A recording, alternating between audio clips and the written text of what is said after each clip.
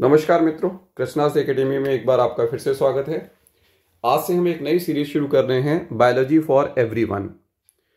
इसका पर्पस ये है कि जितने भी कॉम्पिटिटिव एग्जाम्स होते हैं उनमें बायोलॉजी से रिलेटेड जो भी बेसिक क्वेश्चंस पूछे जाते हैं उन चैप्टर्स को, उनके क्वेश्चंस को हम डिस्कस करेंगे।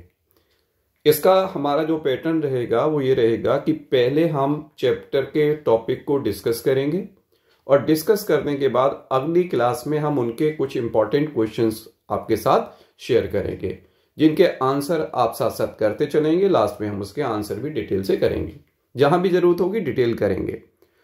तो आज से हम जो शुरू कर रहे हैं वो है balance diet and the mail nutrition, संतुलित आहार एंड कुपोषण। जैसे कि आप सभी जानते हो कि इससे रिलेटेड क्वेश्चन बहुत जगह पूछे जाते हैं, चाहे वो टेट एग्जाम हो, चाहे सी टेट एग्जाम हो, चाहे पीसीटी का हो, चाहे टीजीटी का हो, या आईएएस हो, पीएसीएस हो। सभी में जो बेसिक बायोलॉजी के क्वेश्चंस आते हैं उसमें बैलेंस डाइट और मेल न्यूट्रिशन यानी कि संतुलित आहार और कुपोषण से क्वेश्चन आते हैं। जैसे आपने पढ़ा है विटामिन के स्रोत क्या होते हैं, किस विटामिन की कमी से कौन सा रोग होता है, कौन से मिनरल से हमें क्या फायदा है, क्या नुकसान होता है, ये सारे क्वेश्चन जो हैं आते हैं। इवन ये जो सीरीज है ये नीट वाले स्टूडेंट्स के लिए भी हेल्पफुल रहेगी। वैसे हम नीट के लिए अलग से स्टार्ट करेंगे और उसके लिए नीट मित्र के नाम से स्टार्ट करेंगे। तो आज हम बिना टाइम वेस्ट करते हुए इस चीज को शुरू करते हैं। आज जैसे मैंने कहा कि हमारा जो टॉपिक है वो है संतुलित आहार और कुपोषण। तो सबसे पहले तो हम ये देखते हैं कि संतुलित आहार, ठीक है, क्या चीज है और क्या मतलब इसका होता है। उससे पहले चीज आती है जिसको हम कहते हैं आहार या भोजन। तो आहार या भोजन क्या है उसको देखते हैं। मैंने इस सेशन में ये किया हुआ है, थ्योरी वाले में मैंने शॉर्ट नोट्स डेवलप किए हुए हैं, बनाए हुए हैं। वो इसलिए है कि जिससे कि हमारा टाइम कम वेस्ट हो और कम समय में हम आपको ज्यादा से ज्यादा इंफॉर्मेशन दे सकें। तो आप देखें यहां पर सबसे पहले अगर हम कहें कि भोजन या आहार क्या होता है तो सामान्य भाषा में तो ये कहा जाता है जो भी हम खाते हैं वो आहार है। लेकिन आहार एक्चुअल में है क्या? आहार विभिन्न कार्बनिक और अकार्बनिक पदार्थों का समूह होता है जो हमारे जैविक क्रियाओं के लिए आवश्यक हैं। इसीलिए डेफिनेशन अगर आप देखेंगे तो लिखा है शरीर को विभिन्न जैविक क्रियाओं के लिए विभिन्न प्रकार के कार्बनिक एवं अकार्बनिक पदार्थों की आवश्यकता होती है। पदार्थों के इस समूह को हम भोजन या आहार कहते हैं। जैसे कि ऊपर हमने लाइन में समझाया, नीचे यहां पर दे रखा है कि भोजन के या आहार के प्रमुख अवयव कौन कौन से हैं। तो इसको दो समूह में विभाजित किया गया है। एक कहलाता है कार्बनिक पदार्थ और दूसरा कहलाता है अकार्बनिक पदार्थ। तो आपके सामने है कार्बनिक पदार्थ और दूसरा क्या है? अकार्बनिक पदार्थ। अब देखें यहां पर कार्बनिक पदार्थों को पुनः विभाजित किया गया है चार भागों में: कार्बोहाइड्रेट्स, प्रोटीन्स, वसा, विटामिन्स। ऐसे ही अकार्बनिक पदार्थों को खनिज लवण और जल में विभाजित किया जाता है। ये जितने भी भोजन के अवयव हमारे सामने प्रेजेंट हैं उनमें से कार्बोहाइड्रेट, वसा, प्रोटीन ये कुछ विशेष कार्य के लिए तो आवश्यक हैं, लेकिन उसके साथ साथ ये ऊर्जा के भी स्रोत होते हैं। These are the source of energy. Okay, मतलब विभिन्न कार्य भी करेंगे, मतलब शरीर के अंदर संरचनात्मक पार्ट भी बनाएंगे, क्रियात्मक पार्ट में भी भाग लेंगे, लेकिन उसके साथ साथ ऊर्जा का उत्पादन भी करते हैं। इसलिए कार्बोहाइड्रेट, वसा एंड प्रोटीन, ठीक है, ये क्या है? ऊर्जा के स्रोत भी हैं। और जनरली ये देखा गया है कि हमारे शरीर में जो प्रोटीन्स हैं, कार्बोहाइड्रेट, वसा हैं, इनकी जो आवश्यकता होती है ये लगभग 4:1:1 में होती है। मतलब सबसे बड़ा भाग जो हमारे भोजन का होता है वो कौन सा है? कार्बोहाइड्रेट बनाता है, कार्बोहाइड्रेट बनाता है। अब देखें इसमें, जैसे मान लीजिए कि भोजन हम कर रहे हैं, अब भोजन में मान लीजिए केवल कार्बोहाइड्रेट ही है, या वसा ही ज्यादा है, या प्रोटीन्स हैं, ठीक है, बाकी सारे अवयव जो हमारे शरीर के लिए जरूरी हैं जैसे खनिज लवण हो गए, विटामिन हो गए, या जल की मात्रा हो गई, अगर ये सारी चीजें सही तरीके से नहीं है, एक संतुलित अवस्था में नहीं है, तो उस विशेष प्रकार के पदार्थ का हमारे शरीर में कमी हो जाती है।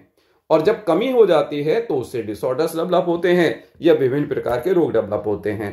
तो ये जो हमारा है जिसको हम कह रहे हैं संतुलित आहार, तो संतुलित आहार को हम कैसे डिफाइन करते हैं? देखें, वह आहार, ठीक है, जो भोजन में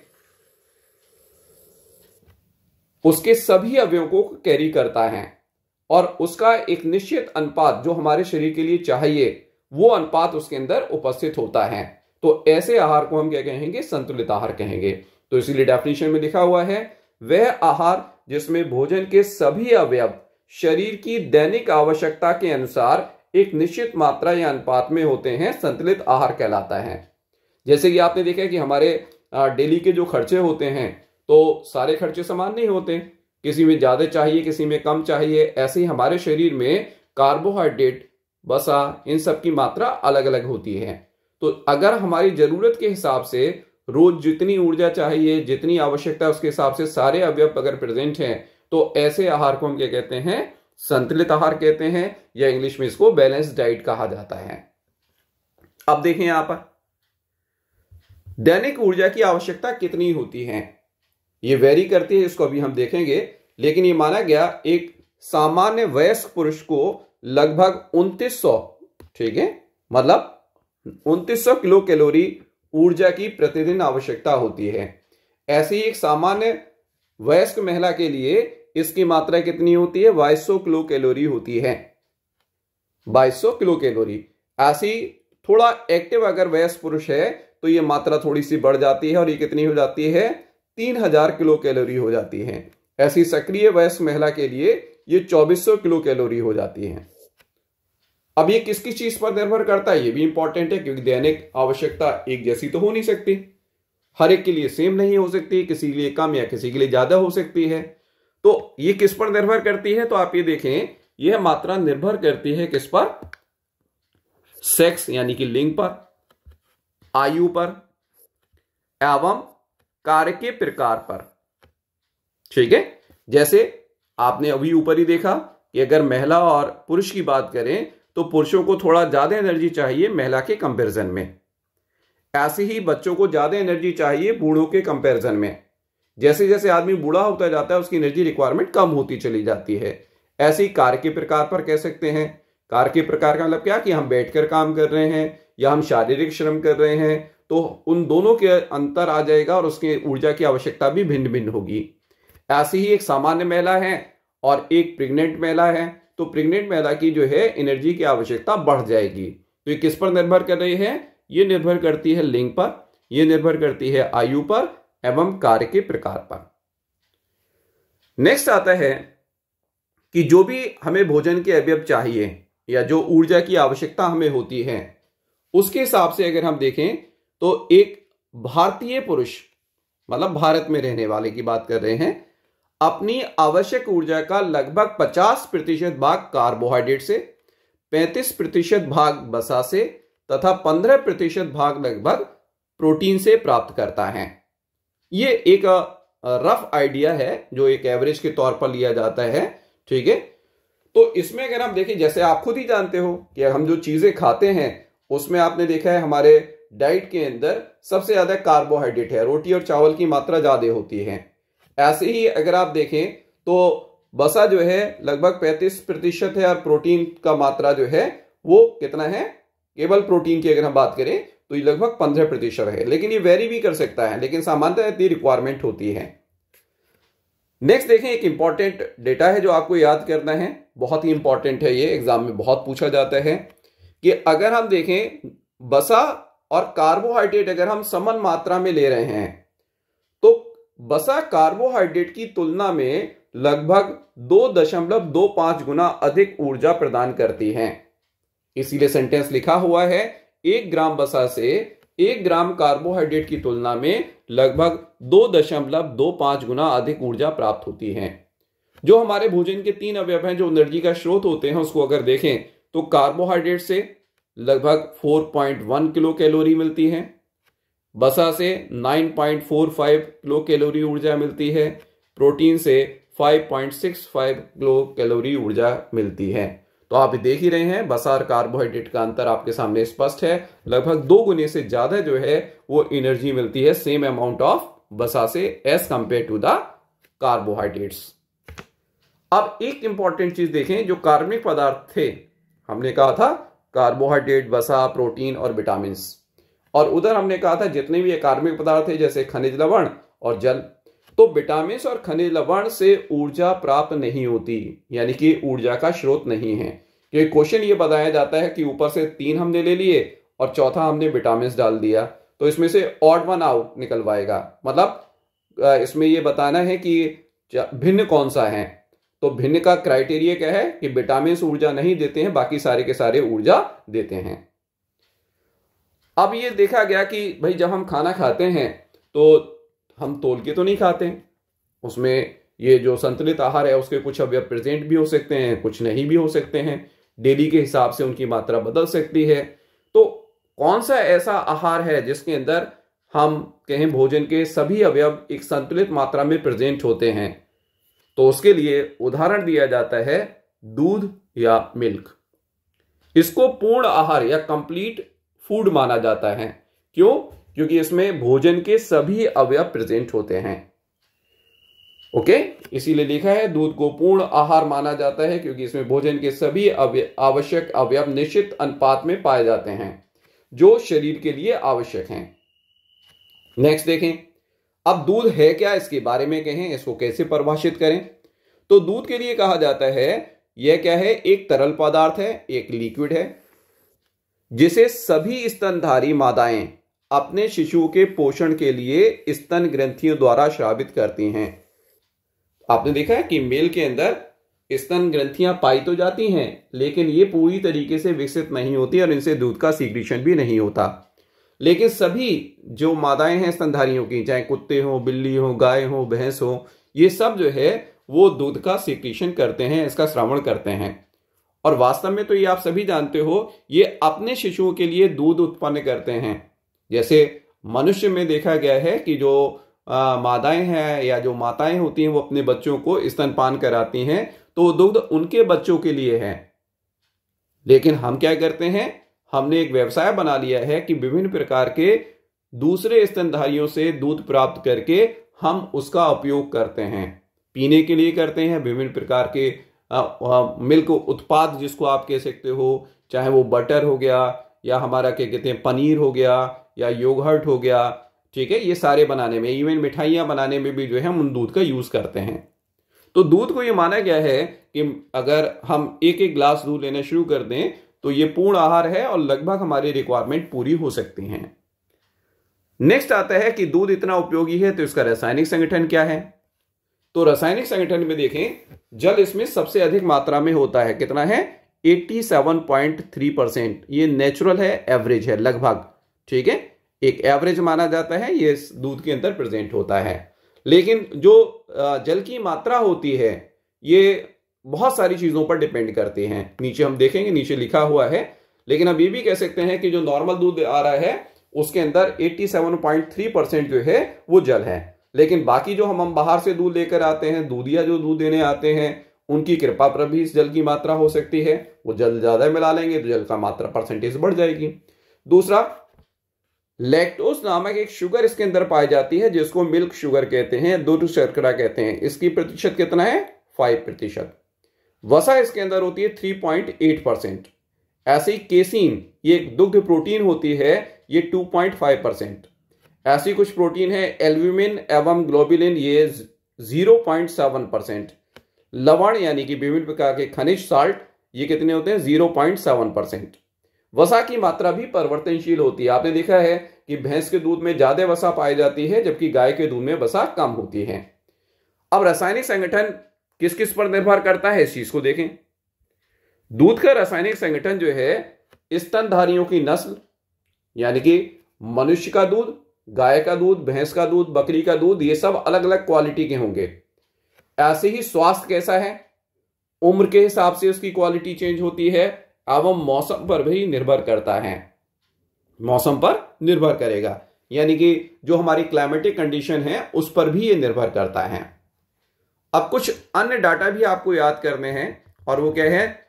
दूध की पीएच। आप देख रहे हैं दूध की पीएच जो है वो 6.7 से 6.9 के आसपास होती है। मतलब ये स्लाइटली या हल्का सा अम्लीय होता है, क्योंकि 7 पीएच वाला उदासीन माना जाता है और ये 6.7 से 6.9 है। इसका आपेक्षिक घनत्व 1.035 होता है और इसके अंदर कुछ विटामिन भी पाए जाते हैं।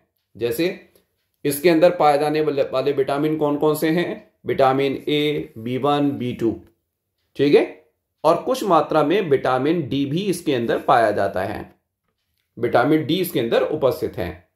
ओके, नेक्स्ट, इसमें विटामिन सी का अभाव होता है। विटामिन सी आप जानते हो खट्टे फलों से हमें प्राप्त होता है मेनली।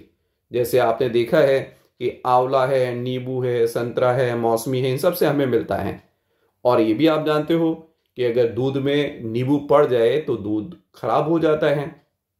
तो इसीलिए सिंपल सा आप अपना लॉजिक लगा सकते हो कि अगर ये विटामिन दूध में प्रेजेंट होगा तो दूध अपना सर्वाइवल नहीं कर सकता, जिसको कहते हैं ना दूध फट जाता है, कोआगुलेट कर जाता है, तो फिर विटामिन ये हो ही नहीं सकता उसके अंदर। नेक्स्ट वन, सामान्यतः दूध का रंग सफेद होता है। दूध का रंग कैसा है? सफेद है, ठीक है। लेकिन कुछ पशुओं में दूध राइबोफ्लेविन के कारण पीले रंग का होता है, ठीक है। हल्का पीला रंग, बहुत गाढ़ा पीला रंग नहीं होता, हल्का पीले रंग पे होता है। ये भैंस और गाय के दूध में भी कंपैरिजन करेंगे तो भैंस का दूध ज्यादा सफेद होता है as compare to the cow milk. अब आता है क्वेश्चन ये कि अगर मान लीजिए संतुलित आहार हमें नहीं मिल रहा, मतलब जो भोजन हम कर रहे हैं उसमें सारे भोजन के अवयव उपस्थित नहीं हैं, वो कम या ज्यादा हैं या कुछ अनुपस्थित हैं, या जितनी मात्रा में चाहिए अगर वो नहीं है तो क्या होगा? तो इसके अंदर क्या होता है, इसको हम कहते हैं कुपोषण, मेल न्यूट्रिशन। कुपोषण का मतलब क्या है? सही तरीके से पोषण नहीं हो रहा। सुपोषण मीन्स अच्छा पोषण, कुपोषण मीन्स खराब पोषण। अब इसमें क्या क्या हो सकता है इसको देखें। इसके जो इफेक्ट होते हैं कुपोषण में, सबसे एक कॉमन इफेक्ट जो आजकल देखा जा रहा है वो है मोटापा, ओबेसिटी। छोटे छोटे बच्चों में भी मोटापा बढ़ता जा रहा है। और इसका कारण क्या है? इसका कारण होता है कि आवश्यकता से अधिक ऊर्जा ग्रहण करने के कारण अतिरिक्त भोजन वसा के रूप में संचित हो जाता है। मतलब जितनी हमारे ऊर्जा की दैनिक आवश्यकता है उससे अधिक अगर हम ऊर्जा लेना शुरू कर देंगे तो वो ऊर्जा किस में परिवर्तित होगी? वसा में। और देखें एक पॉइंट यहां पर लिखा हुआ है कि प्रत्येक 9 किलो कैलोरी, ठीक है, ऊर्जा पर शरीर में 1 ग्राम वसा बढ़ जाती है। यहां वसा लिखना रह गया है, वसा बढ़ेगी। ये डाटा कहां से आया? ये डाटा आया, ऊपर हमने पढ़ा था कि भाई 4.1 किससे 4 कैलोरी किससे मिल रही थी? वो हमें मिल रही थी कार्बोहाइड्रेट से, और इससे कितनी मिल रही थी? 9.45। तो इसीलिए लगभग डबल था। तो यानी कि 9 किलो कैलोरी अगर ऊर्जा ले रहे हैं तो लगभग 1 ग्राम वसा जो है वो बढ़ जाएगा। अब होता क्या है कि मोटापा एक बीमारी माना गया। इससे आपने देखा है कि शरीर का भार भी बढ़ता है। दूसरे क्या होता है? सुस्ती भी आना शुरू हो जाती है। लेकिन जरूरत से ज्यादा होने पर इसकी वजह से आप जानते हो बीपी बढ़ जाएगा, ब्लड प्रेशर बढ़ता है, इवन होता क्या है, हार्ट रिलेटेड डिसऑर्डर डेवलप होते हैं, इवन डायबिटीज में भी ये लीड करता है। तो मोटापा एक्चुअल में अन्य बीमारियों को बुलावा प्रदान करता है कि आओ हमने आपके लिए जगह तैयार करना शुरू कर दी है। तो ये ध्यान रखें। और आजकल इसका रीजन क्या है? इसका रीजन है फास्ट फूड। हम जो पिज्जा, बर्गर, ये सारी चीजें खाते रहते हैं, ठीक है, इनकी वजह से मोटापा बढ़ रहा है। तो मोटापा अपने आप में एक रोग है और साथ में विभिन्न बीमारियों का बुलावा है। नेक्स्ट देखते हैं। नेक्स्ट 2 और रोग हैं हमारे पास, जिसमें से पहला है क्वाशरकोर। क्वाशरकोर क्या होता है? ये 1 वर्ष से 5 वर्ष के बच्चों में ऑब्जर्व किया गया है। इसमें क्या होता है कि अगर लंबे समय तक इन बच्चों को प्रोटीन नहीं मिल पाती है तो उसकी वजह से बीमारी उत्पन्न होती है। क्या होगा इसके अंदर देखें, इनकी त्वचा शल्की हो जाती है और इसमें ज्यादा पिगमेंटेशन हो जाता है, मतलब डार्क कॉम्प्लेक्शन हो जाएगा, ठीक है। ऐसी क्या है, प्रतिरक्षा तंत्र कमजोर हो जाता है, यानी कि इम्यून सिस्टम जो है वीक हो जाएगा, इम्यूनिटी रिड्यूस हो जाएगी। शारीरिक एवं मानसिक विकास रुक जाता है। और सबसे इंपॉर्टेंट, पेट व चेहरे पर सूजन आ जाती है। आप देख रहे हैं ये पेट जो है बाहर की तरफ निकला है। जो मोटापे में बड़े उम्र के साथ होते होते बढ़ते एक साथ जो है मोटापा जब बढ़ता है तो पेट बाहर निकलेगा, लेकिन इन छोटे बच्चों में इस तरीके की कंडीशन डेवलप होती है। ठीक है, फिर क्या है, सुस्ती एवं चिड़चिड़ापन आता है। बाल की खासियत क्या है, बाल हल्के हो जाते हैं और भूरे या लाल रंग के हो जाते हैं, घने बाल इनके अंदर नहीं पाए जाते, और इनकी आंखें ऐसा लगता है कि ये बाहर की तरफ उभरी हुई हैं। तो ये किसके लक्षण हैं, क्वाशरकोर के लक्षण हैं। किसकी वजह से हो रहा है, लंबे समय तक प्रोटीन की कमी के कारण होता है। सामान्यतः 1 वर्ष से 5 वर्ष के बच्चों में यह कॉमन देखा जाता है, अगर उसके अंदर कुपोषण होगा तब। ठीक है, सारे बच्चे ऐसा नहीं, जिनको सही तरीके से संतुलित आहार मिल रहा है तो उनके अंदर ही बीमारी नहीं होती। जैसे आपने देखा ना कि जहां पर भुखमरी है, दक्षिण अफ्रीका के यानी कि साउथ अफ्रीकन कंट्रीज के अंदर ये बीमारी बहुत कॉमन होती है। नेक्स्ट और लास्ट बीमारी को अगर हम देखें जो इंपॉर्टेंट है, वो है मेरेस्मस। मेरेस्मस क्या होता है, ये 1 साल से कम उम्र के बच्चों से स्टार्ट होती है, जिसको आप कहते हो इन्फेंट या जिसको आप कहते हो नवजात। और ये किसकी वजह से होती है, कार्बोहाइड्रेट की वजह से, या कार्बोहाइड्रेट और प्रोटीन दोनों की कमी की वजह से होती है, लेकिन मेन कार्बोहाइड्रेट इसके अंदर होता है, क्योंकि इनको पूरी तरीके से भोजन नहीं मिल पाता, जिसकी वजह से ये डेवलप होता है। इनका शरीर कैसा है, दुबला पतला रहता है, मांसपेशियों का क्षय होना शुरू हो जाता है, वजन में बहुत ज्यादा कमी हो जाती है, और मांसपेशियां क्षय होने की वजह से जो पसलियां हैं आप देखें ये हमें उभरी हुई दिखाई देना शुरू हो जाती हैं। और क्योंकि इम्यून सिस्टम इनका भी वीक होता है, तो बार बार इम्यून सिस्टम वीक होने की वजह से इसमें तरह तरह की बीमारियां भी होती रहती हैं। तो मेरेस्मस जो है ये किसकी वजह से है, मेनली कार्बोहाइड्रेट की वजह से, लेकिन क्योंकि मैल न्यूट्रिशन है तो बाद में प्रोटीन का भी इंपैक्ट इसके अंदर देखा जाता है। तो आप देखें यहां पर क्वाशरकोर एवं मेरेस्मस को सम्मिलित रूप से कलेक्टिवली आप कह सकते हो हम प्रोटीन ऊर्जा, या ऊर्जा को हम कैलोरी कहते हैं, तो प्रोटीन ऊर्जा कुपोषण या प्रोटीन कैलोरी कुपोषण या प्रोटीन एनर्जी मेल न्यूट्रिशन कहते हैं, और इसको शॉर्ट में कहा जाता है, ये रोग कहलाते हैं पैम। पैम का मतलब क्या है, प्रोटीन एनर्जी मेटाबॉलिज्म। तो ये हमारा एक शॉर्ट व्यू हुआ किसके बारे में, संतुलित आहार क्या है और कुपोषण क्या है। संतुलित आहार ना मिलने से कुपोषण होता है, और कुपोषण में 3 प्रमुख बीमारियां हैं जो हमने पढ़ा, एक मोटापा, दूसरा मेरेस्मस, तीसरा क्वाशरकोर। जिसमें से अगर आप देखें मेरेस्मस एंड क्वाशरकोर कमी की वजह से हो रहा है। ठीक है, कम खाना मिलने की वजह से, कम एनर्जी मिलने की वजह से, कम प्रोटीन मिलने की वजह से हो रहा है, जबकि मोटापा ज्यादा खाने की वजह से हो रहा है। तो ज्यादा खाना भी एक तरीके से कुपोषण है। ठीक है, और दूसरा क्या है, क्योंकि संतुलित आहार नहीं मिल पा रहा उसके लिए, इसीलिए हम कहते हैं कि ये बीमारी जो है खास तौर से पैम कहलाती हैं, प्रोटीन एनर्जी मेल न्यूट्रिशन। तो आज हम इतना ही रखते हैं। उम्मीद है कि आज आपको कुछ नया सीखने को मिल रहा है। आज हमने जो संतुलित आहार और कुपोषण के बारे में पढ़ा है, अगले वीडियो में हम इनमें क्वेश्चन की प्रैक्टिस करेंगे, क्योंकि जब ये आप पूरा पढ़ लोगे तो जब हम क्वेश्चन करने बैठेंगे तो मेरा डिस्कशन बहुत जल्दी कंप्लीट हो जाएगा, क्योंकि वो सारे क्वेश्चन आप खुद ही साथ साथ करते जाओगे, क्योंकि जो हमने पढ़ा है उसी पर बेस हम क्वेश्चंस को डिस्कस करेंगे। तो फिर से हम देखते हैं कि आप इन सारे वीडियो को आप जो शुरू हो रहे हैं या आप अपने नोट्स के हिसाब से प्रिपेयर कर सकते हो। आप इनको डाउनलोड कर लो, जब भी आप ज़रूरत है आप इसको अपनी लाइब्रेरी से लेकर इसको पढ़ सकते हो, या अपने कॉपी पेन लेकर इनके नोट्स बना सकते हो। तो आगे की हमारी श्रृंखला इसी तरीके से चलेंगी कि हम एक दिन एक टॉपिक पढ़ेंगे। ये पूरी सीरीज जो हमारी स्टार्ट हो रही है, जिसका आज फर्स्ट टॉपिक था, ये आगे ऐसे ही चलती रहेगी, जिसमें भोजन के सभी अवयवों को हम डिस्कस करेंगे, उनसे होने वाले रोगों को हम डिस्कस करेंगे। जैसे आज हमारा टॉपिक था balance diet and the mail nutrition. अगला जो हमारा टॉपिक होगा तो वो क्या होगा, जो ऑर्गेनिक पार्ट था फूड का, ठीक है, जैसे कार्बोहाइड्रेट, प्रोटीन, वसा, इन सबको हम आगे चल के एक एक करके डिस्कस करेंगे। विटामिन हैं, मिनरल्स हैं, वाटर का क्या इंपैक्ट होता है, उसकी क्या उपयोगिता है, ये सारी चीजें डिस्कस करेंगे। लेकिन पैटर्न में फिर से आपसे कह रहा हूं कि हम क्या रखेंगे, हम पैटर्न रखेंगे कि पहले हम टॉपिक को पढ़ेंगे, फिर क्वेश्चन की प्रैक्टिस करेंगे।